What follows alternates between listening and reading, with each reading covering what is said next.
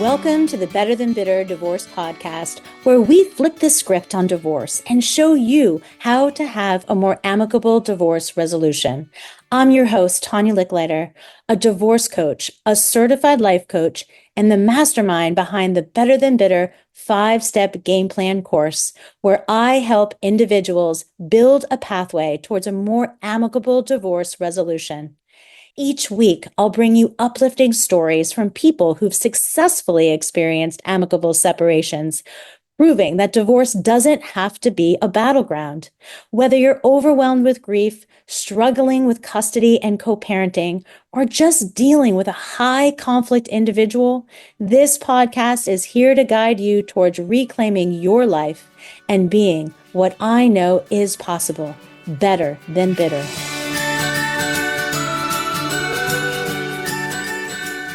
Welcome to episode 20 of the Better Than Bitter podcast. Today, I'm super excited to welcome Renee Coleman. Renee is a divorce mortgage expert, but she also came from an amicable divorce. And what I love about Renee is that her and her ex mutually decided that their children came first. And it was the rules that they lived by throughout their divorce. Early on, her and her ex decided to make their kids a priority. Those children were only 2 and 4 when they decided to separate. So there was going to be a long time that they were going to need to function as co-parents. And as her ex got married first, she opened up her home to his wife because his wife was also going to have to be with her children.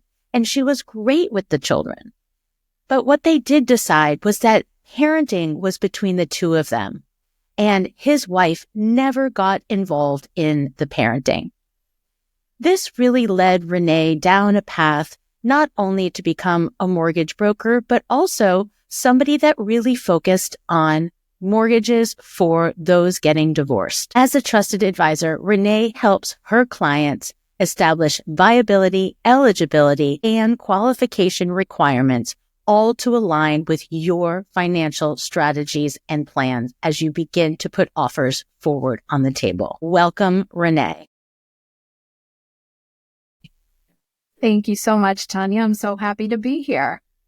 So to get us started, again, I really want to dig in a little bit to your divorce because most of our listeners here are really hoping to have the courage and the hope that an amicable resolution is possible. So tell me a little bit about your separation and what you and your ex did in order to make that step towards a more amicable divorce.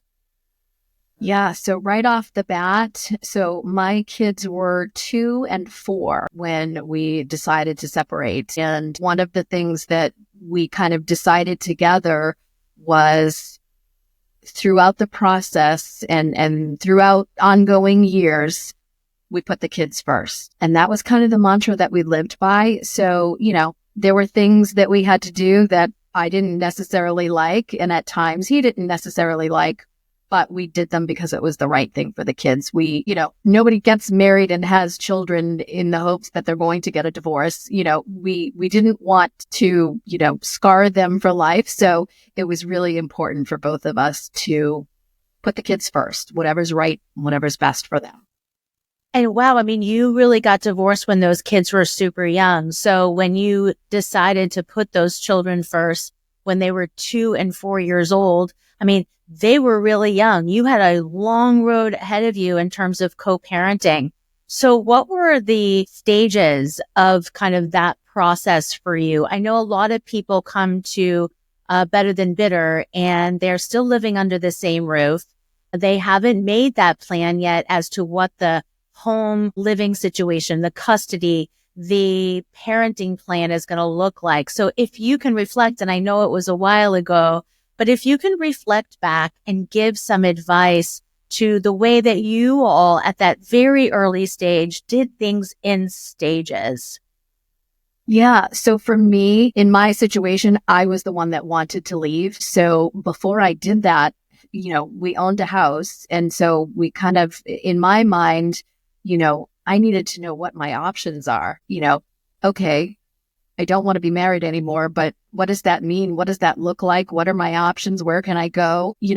I know that I'm fortunate that we were amicable. We both had similar incomes at the time. So really it was just a matter of, can I go buy another house? Like, do I qualify? Now, I was not a mortgage lender at the time, but I remember it well. So this was almost pre-internet. That's how long ago it was. But I remember going to Barnes and Noble and just trying to find books like A, how do I do this without scarring my children? But B, mortgages in general. I didn't know anything about them. We bought our house from my mother-in-law. So it was, a private sale kind of a thing. And, we got a mortgage, but I wasn't really involved in all of that as much. So I really had no idea. I was kind of running some rough math numbers in my head. Could I do this on my own? And one of the decisions early on that we both made was that we weren't going to get into child support and alimony. And for us, because we had similar incomes at that time, it made sense. So he did buy me out. And again, we just did some rough math. In hindsight, probably not the best decision, but at the time it worked for us. So he bought me out and I bought my own house. And for me, it was important. The judge was kind of funny back then. Of course, they had different rules. We're talking 20 plus years ago. We did it ourselves. We didn't have attorneys. And the judge, he's looking at the paperwork and he's like, where's the child support? And we both chimed in, there is none. And he was kind of like questioning and looking at both of us. And in the end, he looked at my ex and said, she can change her mind and come back. And we both kind of nodded, which to me, we both had the same incomes. We were both going to be having households and the kids were going to be 50-50. And it just didn't seem right. Why would I take money from him? Because then I knew how much money he wouldn't have and where was he going to live? And my kids were going to go visit him. For us, it just didn't make sense. So it was important that, we both had a house. We both had our finances kind of squared away and we were semi-equal. And so we kind of just decided that early on. And I honestly think that that's really how we stayed amicable. There weren't a lot of finances involved. We kind of, at the end of the month, kind of squared up, I paid this and you paid that and it worked. And like you mentioned, we had a long time to go before we were. So what was the timing between the time you decided to separate to the time by which you ended up buying your new house and moving into it? So the kids were going to be in transition for a time period. So what did that time period look like? And can you guide people who are in that stage to allow them some insight on some of the things that can be done when obviously it can't happen overnight? Nothing can happen overnight. So I know a lot of people get stuck in this transition and do not know what to do. I would say it was a good year that we kind of went back and forth. We're not happy, but how are we going to fix it? What are we going to do? So it did take us some time to determine. And in the end, we decided my family lived locally and I would come home after work, do dinner, bedtime, whatever with the kids. And then I would go to my parents' house and spend the nights there. And I would come back early in the morning. My husband at the time, he went to work at 6 a.m. So one of us had to be there with the kids. Again, they were young. So I would come back to the house at 6 in the morning. So the kids didn't really know, that I wasn't there. So we did that for about 6 months. And interestingly, the timing, this was around 9/11.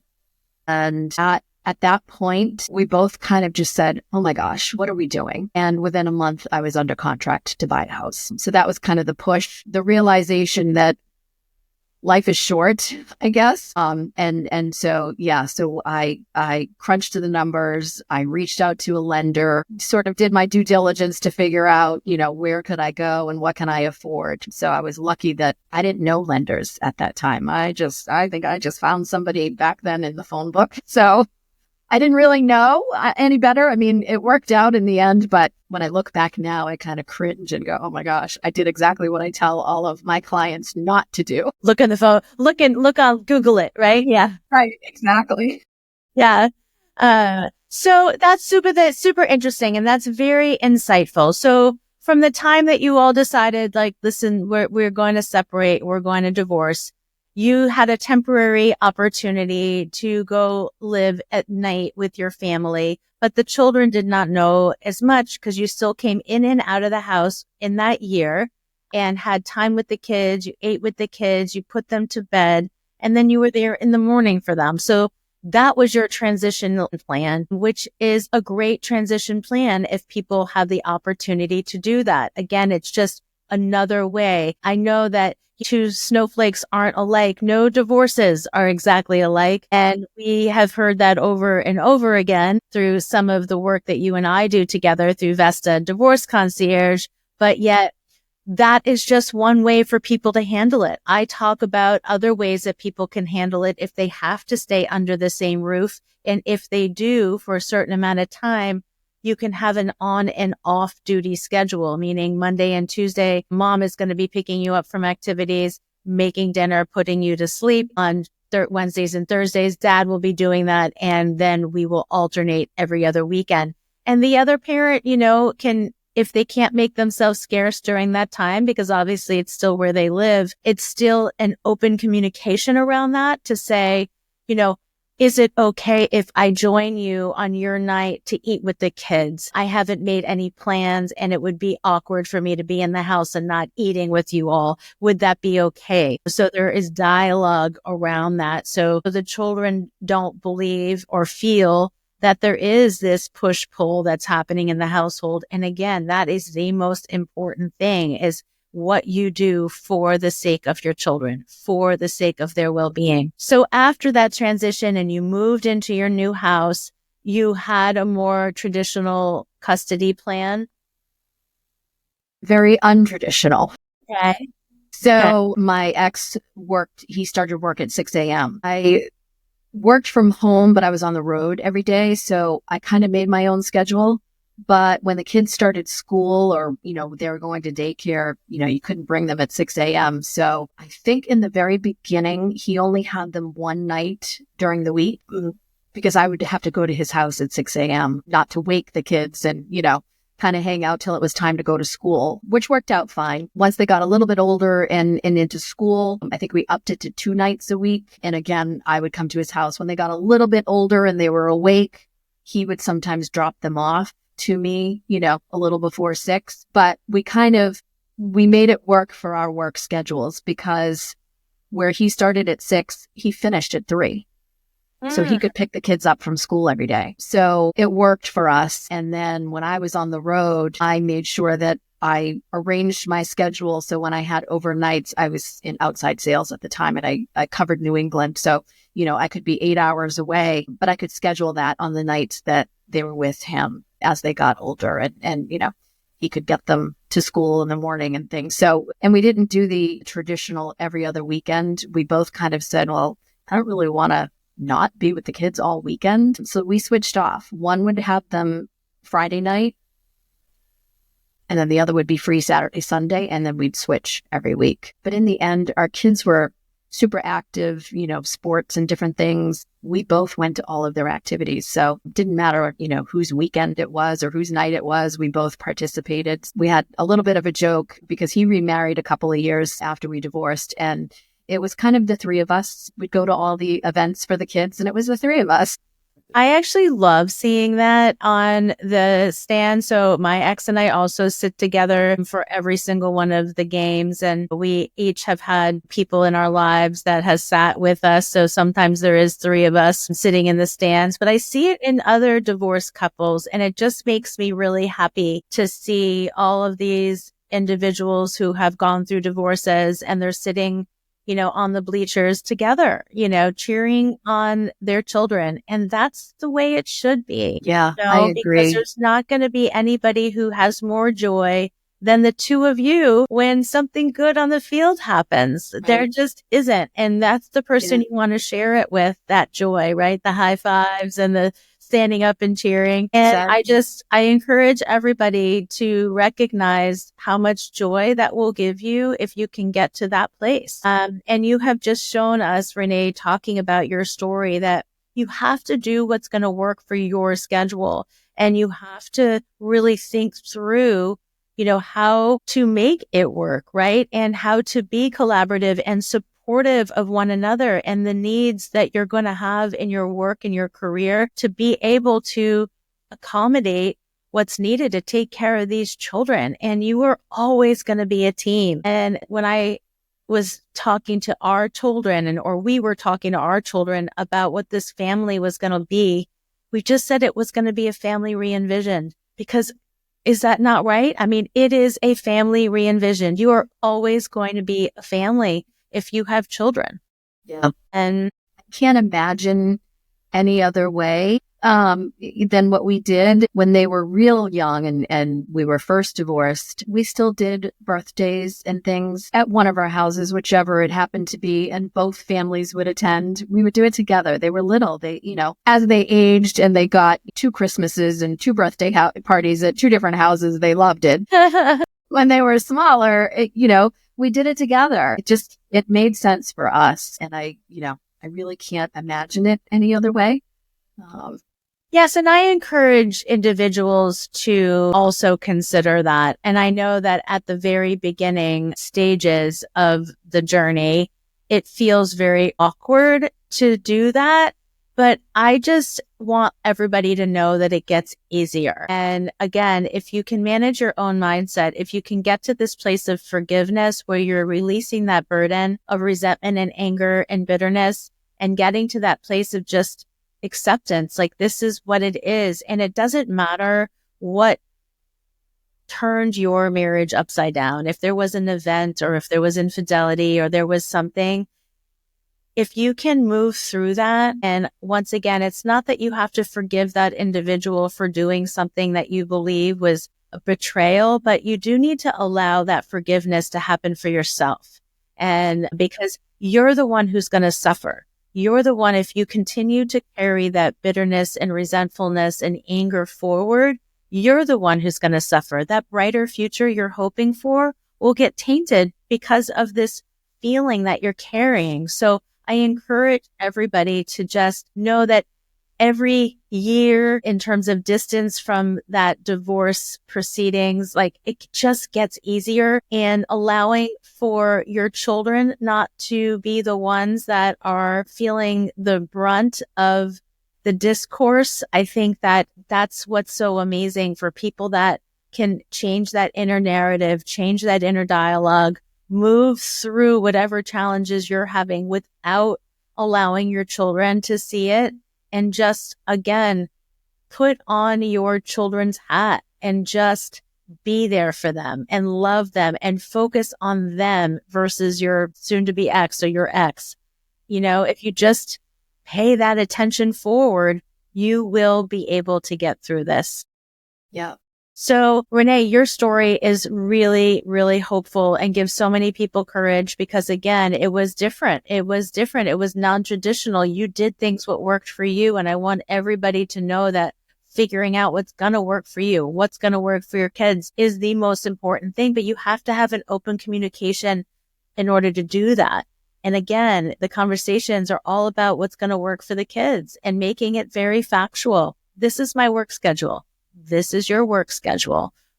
What do we hope we can do here for the children that's not going to completely turn their lives upside down? How can we normalize it for them?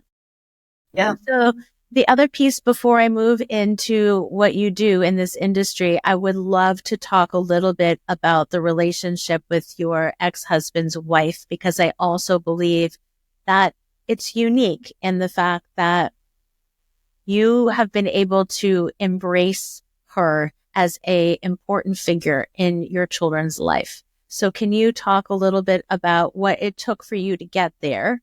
And then also just, how your children view her. And, I always say the more people that love our children, the better. Yeah. Yeah. So I feel like they probably started dating a year or so after we got divorced. I think I met her at one of the kids' activities the first time. She was introduced to him through mutual friends of ours. So I knew of her, but had never met her. So he had given me a heads up that, she was coming to whatever the event. I think it was a sporting event of some sort. And, very cordial. We didn't really need to have a conversation, but hi, nice to meet you. But we were both there to watch, the kids in whatever activity it was. And it just kind of from there went to friendly because we were both there for the same reasons, for the kids. And the more I saw her around the kids, if my kids were uncomfortable around her or didn't like her, that may have changed the situation, but she's a lovely person and she treats my kids like her own. That said, she and my ex did not have any children together. So it was just my two. And I think I'm lucky in that way. There wasn't a third kid competing for their attention. So she treats them like they're like her own, and her family. I know most of her family just because of the events that they would come to, and they love my kids and they treat them well, and my kids adore them. So I really, again, we put the kids first. And so for us, she was just one of the three parents at all of the events. And, even if I didn't like her necessarily, would I hang out with her had I met her under different circumstances? Maybe. We're not exactly alike, but she's lovely. I'm really fortunate. I know that I'm fortunate, and she's been a great stepmom to the kids. But we were very careful too, my ex and I, to keep the kids separate. It was never like, if I needed, can you pick the kids up today for whatever reason, I've got something going on. I would never have said, well, just ask Linda to do it. That was not, it was he and I. We were the parents, and we kept that very separate. Or if it was, something financial, it was not, well, you've got her too. And at the time I did not. Like, that was never part of the equation. It was just us, which we felt was the right way to do it. But yeah, so, I don't see her as often anymore because the kids are grown and gone, but I did have the occasion to talk with her a few months back. My father had passed away, and I had just told the kids. So I was trying to get a hold of my ex just to let him know, he was still part of the family. And so I wanted him to know, but I couldn't get a hold of him. So I called her, and of course she answered, "Oh my God, what's the matter? Why are you calling me?" And so when I told her, why I was calling, she had lost her parents a couple of years prior to that. So she was so kind. Yeah, I think, it was such a wonderful story. And thank you so much for sharing it, because again, I think that so many people hold on to so much anger, or they believe that when their ex gets together with somebody else, that it is an indicator of what they're not. And that's just not the case. And there isn't and doesn't need to be a comparison. And that especially when there's kids involved, if you can have more people loving on your children and they can have more love in their lives, like, that's better, and you seem to hit the jackpot, and, your ex married a lovely woman who embraced your children and didn't have a competitive spirit, and that, she really enjoyed being part of their lives and part of your life. And I really appreciate you sharing that story, because again, I just think it's an important one to tell. So as we move forward, I just want everybody to really understand a little bit more about what you do in the industry, because when I was going through my divorce, and I wasn't selling a house, but just having a deeper understanding that, like, there were people, if I wanted to talk to somebody about how to secure a mortgage in the process of a divorce, especially individuals who are not like you, who weren't making a living, who were maybe stay-at-home parents and are really concerned about, if they sell the house, how do I afford a new house? And how does maintenance or alimony work into that? How does child support work into that? So can you talk a little bit about what it means to be a certified divorce lender, and how you can really help people who are really living in a place of financial fear right now because they just don't know what their choices are. Yeah. And that's really what it's all about, right? You don't know what you don't know. And so don't do what I did. That was not the way to go about it. So when I'm working with a client, so I work in divorce every day. So there's lots of nuances with mortgages to begin with. And then when you add on top of that, the divorce itself and the emotions of it and you have so much on your plate, it really takes a certain kind of person, I think, to have that empathy. Could you go to any old lender and get a mortgage? Sure. We're going to work with you a little bit deeper. For me personally, I think my clients find it empowering to make a decision that they're comfortable with because they know all of their options. And so we take the time. So we refer to ourselves as a CDLP, as a divorce mortgage planner. And really that's what we're working with our clients to do. We want to look at, as you're going through the process, not when your divorce is final and that final agreement's been signed, because once it's signed, that's it. There's no going back. We want you to know up front, likely you have an idea in the very, very beginning, if you're contemplating separating, if there's a family home, what are our options? And likely there's usually one spouse that maybe thinks I'd like to keep the house, but from there, they don't know. What do I do? How do we do this? And that's where I come in. So in the very beginning stages, let's look at what your situation looks like today. What does your income look like today? What does your credit look like today? What does your existing mortgage look like today?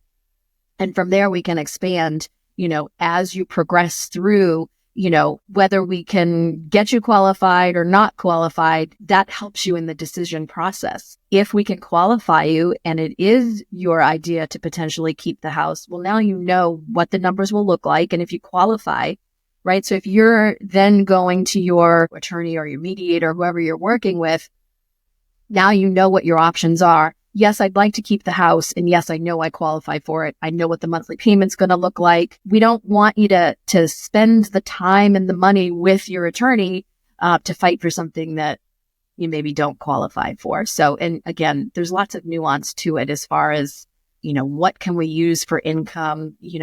There's all different types of income and how we can calculate it. And there's so many different mortgage programs out there. So we just do that bit of a deeper dive to help you know and empower you to make the decision that's right for you based on having all of the information.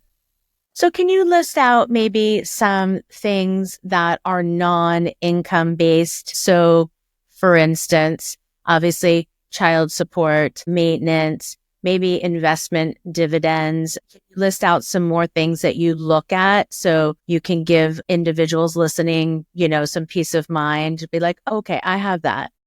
Yeah. So of course we look at, if you're an employee collecting a paycheck, we would look at that income. If you're self-employed, we would look at that for income, but other sources of income, as long as there's a history of it. So you mentioned dividend income. That's fine. If we have a history of it, we can use it. Child support and alimony kind of works the same way. If there's a history of it and we know it's going to continue. So again, there's some rules around that depending on which mortgage program, but you can absolutely use child support and alimony as income to qualify for a mortgage. You can use, if you've got annuities or pensions or 401ks that you're collecting on, that's all income. Social Security, that's income. Disability, that's income. We can use all of those.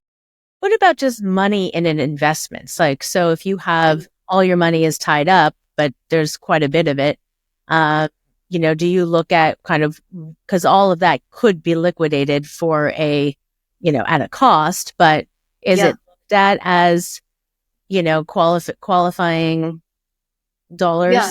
So we can use that in two ways. For some loan programs, we can use that as what we call a compensating factor.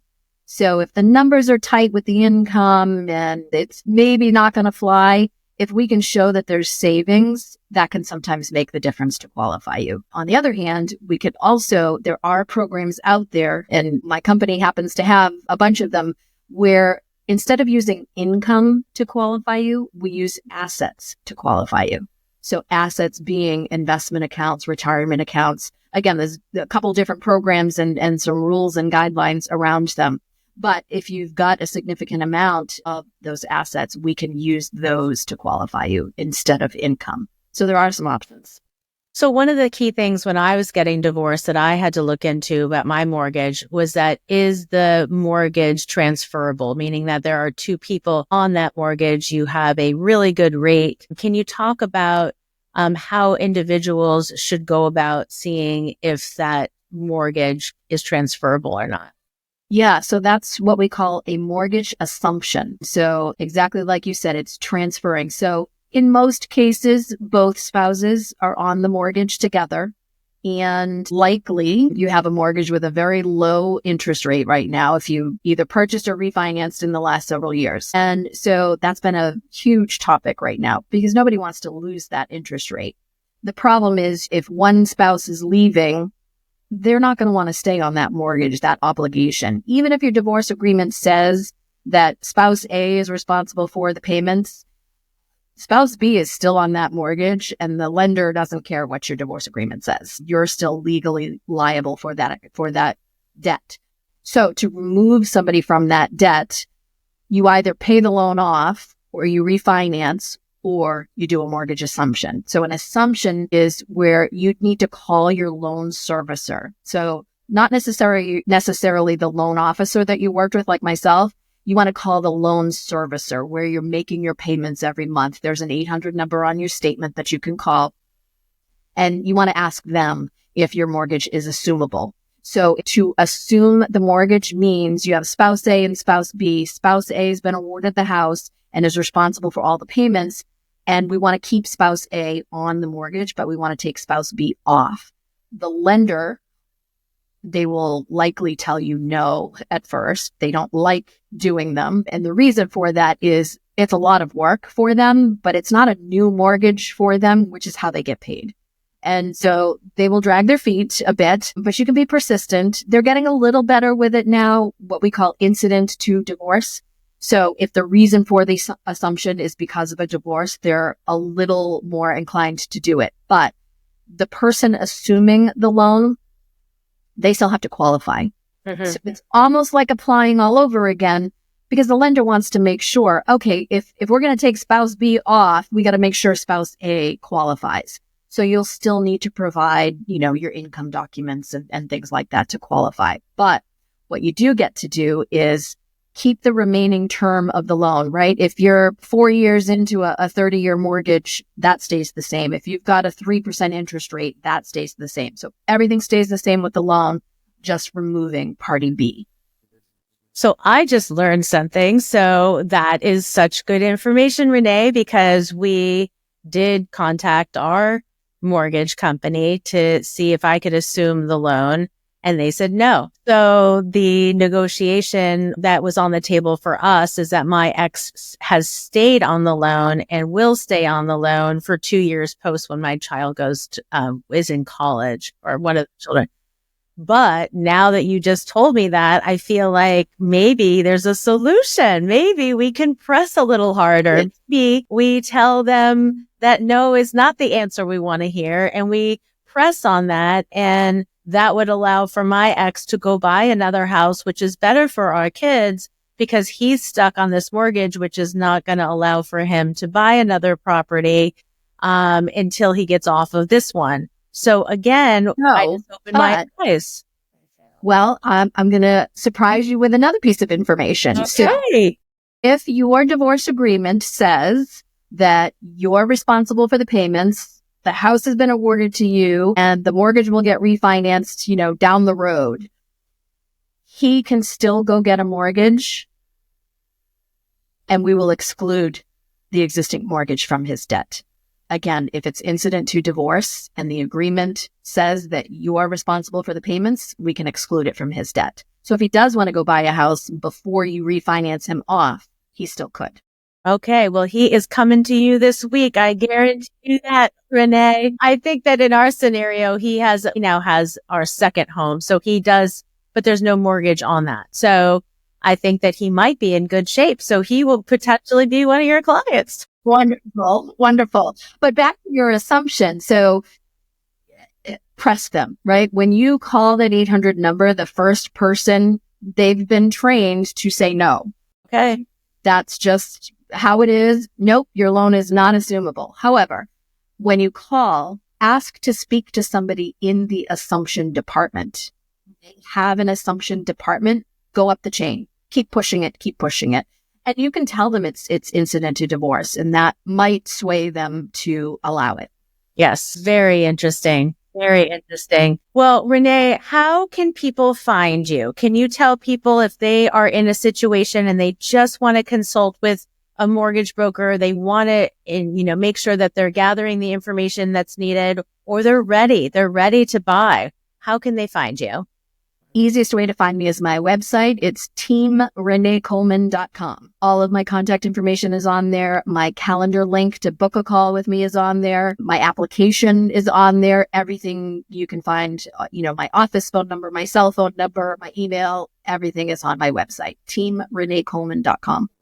That is great. And when I end every podcast, I always give my 3 top tips of things that I have learned from today. So my 3 top tips that I have learned from Renee today is, number 1, make sure that you keep your children at the forefront. It is all about your kids. Start this divorce journey with what is going to be best for your children. Number 2 is keep an open heart with your ex. If they bring somebody into their lives and that person is willing to open up their heart and their lives to your children, embrace that again, because it supports the top tip number 1, which is what is best for your children.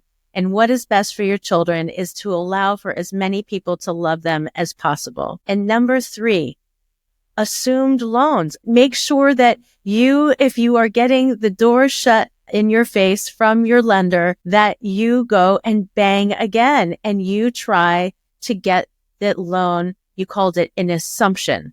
So again, make sure you don't just take that first no. Go up the ladder. Make sure that you talk to the right people at your lender's office who specifically deal with these assumable loans or the assumption loans, and make sure that you push for that. Because again, if it's not allowing, in my scenario, to have your ex go and buy another house, which is going to have room for your children, then it makes a lot of sense for you to really push forward to try to get that loan assumed.